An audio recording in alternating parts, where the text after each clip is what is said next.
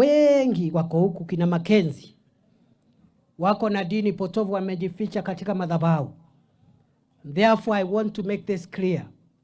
Every preacher of the gospel, every minister of religion, of all religions, every priest, reverend, every sheikh, every rabbi must preach what they preach and the religion they propagate within the constitution and the laws of Kenya. Yes. Kama unavunja sheria, unaumiza watu, unawaingiza mafikira potofu, unawanyang'anya mali yao, wengine unawaua, ukiwaambia wanaenda mbinguni, ni mimi na nyinyi tutawashughulikia vile tunashughulikia Al-Shabaab. There is no difference. Na msitutishe.